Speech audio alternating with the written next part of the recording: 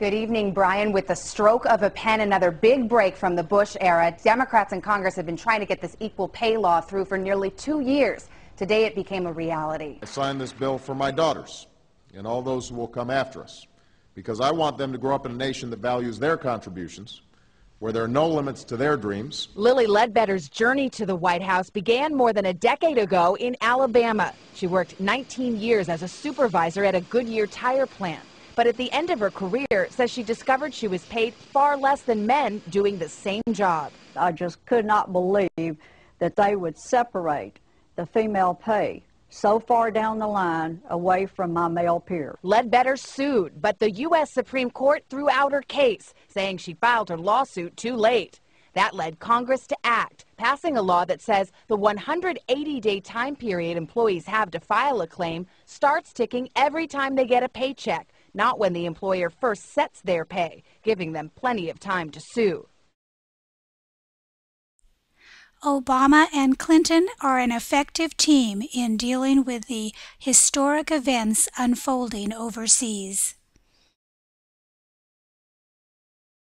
Today, with one of the first bills that I signed, reauthorizing the Children's Health Insurance Program, we fulfill one of the highest responsibilities that we have: to ensure the health and well-being of our nation's children. No child in America should be receiving his or her primary care in the emergency room in the middle of the night. No child should be falling behind at school because he can't hear the teacher or see the blackboard. I refuse to accept that millions of our children fail to reach their full potential because we fail to meet their basic needs. In a decent society, there are certain obligations that are not subject to trade-offs or negotiations, and health care for our children is one of those obligations. Obama overturns a ban on funding to foreign family planning organizations that offer abortion or counseling on abortion. It's been more than 10 years since I lost my son Matthew to senseless hate violence.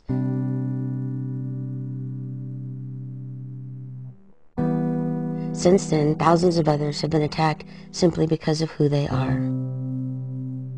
People like Angie Zapata, who on a summer night in Greeley, Colorado, was bludgeoned to death with a fire extinguisher because she was transgender.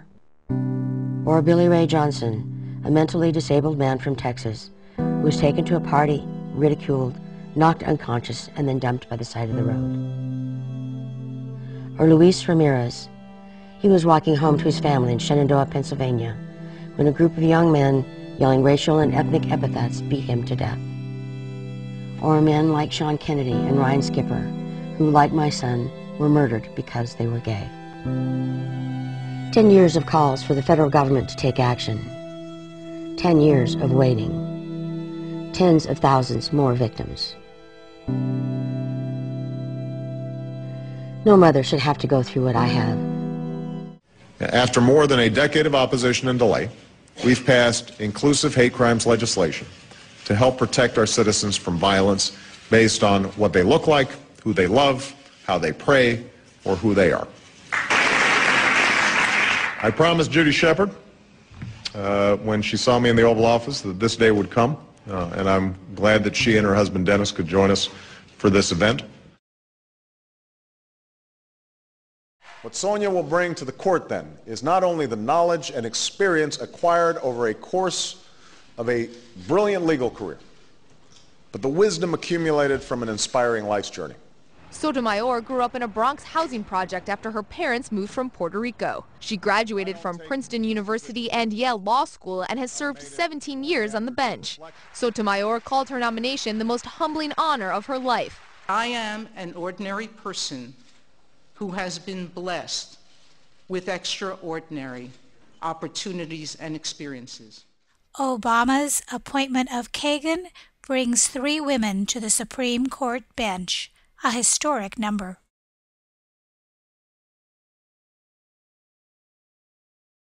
I was raised to believe that the cardinal sin that any human being could commit was to abuse power, whether it was economic power, political power, or physical power. It's so remarkable to have the Vice President talk about the seriousness of domestic violence and of sexual assault. Domestic violence is insidious, and it's in all of our homes. It's in your next door neighbor's home. It affects the workplace. It affects schools. It affects every part of our lives. So even if it's not affecting you personally, it's definitely affecting someone that you know. Starting in September 2010, you can expect that you won't be denied health coverage for your baby, or any child up to age 19, even if your baby is born with a health problem, or your child has a chronic health condition. The Affordable Care Act prohibits insurers from denying coverage to children because of pre-existing conditions. Your insurer may no longer cancel your insurance because you or your children become ill or have an accident, as long as you've paid your premiums and filled out your application honestly. You can also expect full coverage for preventive services, screenings, and immunizations for you and your baby if you're in a new health plan. Beginning in 2014, prenatal and newborn care will be covered in all new individual and small employer plans. Vision and dental care for children will also be covered. In the past, some insurers have denied coverage to pregnant women because they considered pregnancy a pre-existing condition. In 2014, all employer-provided health plans and new individual plans will have to provide coverage without regard to pre-existing conditions or disability.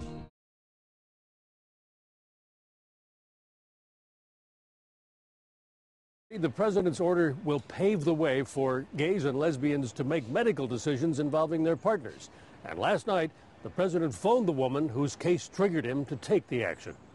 He started out by saying, you know, I know of your story and I know about Lisa's death and I'm so sorry for how you guys were treated, which is something we've been fighting for since the day she died in February of 2007. Long Ben, her partner Lisa Pond, and their adopted children were boarding a cruise ship in Miami when Pond collapsed.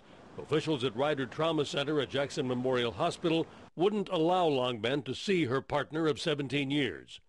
Even after being shown power of attorney documents, the hospital made Long Ben wait 8 hours, and by that time, Pond was in a coma. Now the president has ordered the government to change the rules so that hospitals must let patients choose who visits them and who participates in health care decisions. The designated visitors would be given the same rights as family members.